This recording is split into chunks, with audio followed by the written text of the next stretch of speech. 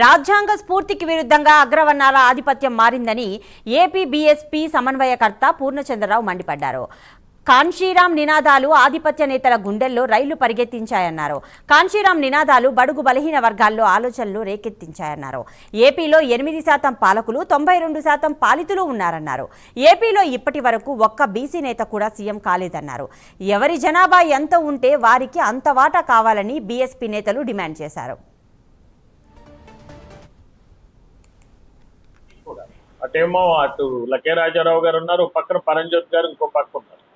కాబట్టి వాళ్ళిద్దరు నిష్ణాతులే. కాబట్టి కాంశీరాం పని విధానంలో అసలు ఎట్లా మనం పనిచేసుకుంటూ వెళ్ళాలనే ఒక అవగాహన ఉన్న వ్యక్తులు.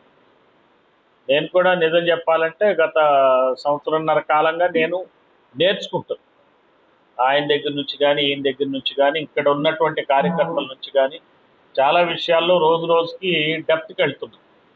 అసలు దీని అంతు చూడాలనే దృష్టితో పనిచేస్తుంది. సో ఈ నేపథ్యంలో అసలు మీ సలహాలు ఏంటి, ఎట్లా పనిచేయాలి? ఒక మోడల్గా ఒక జిల్లా అధ్యక్షుడు అంటే ఏం పని చేయాలి? తెల్లారి లేస్తే పడుకునే వరకు ప్రతి వారం జిల్లా అధ్యక్షుడు పనితీరు ఏంటి అనేది మనకి ముఖ్యంగా కావాలి. జిల్లా అధ్యక్షుడు ఏం చేస్తాడో అదే అందరూ చేస్తారు, పైన కింద. సో ఒక టిపికల్గా ఒక జిల్లా అధ్యక్షుడు ఒక నమూనా ఎట్లుండాలా, ఏం చేయాలా అనే దాన్ని ఒక ఆస్పెక్ట్. ఇందులో మన పార్టీ విధానంలో ఏంటంటే మేము ఇంతకుముందు బీఎస్పీ నుండి వచ్చిపోయాం కాబట్టి మన పార్టీ విధానంలో మా ఇదేంటంటే అన్ని కులాల వాళ్ళు ఉండాలి అనేది. అన్ని కులాలు, బీసీలు, ఎస్సీలు, ఎస్టీలు, ముస్లింలతో సహా. ముస్లింలకు కూడా మనం ఎక్కువ ప్రాధాన్యత ఇస్తున్నాం. సో మనం అందుకనే మహాపురుషుల్లో అష్ఫతుల్లా ఖాన్ అని ఆయన కూడా ఇంక్లూడ్ చేయడం జరిగింది.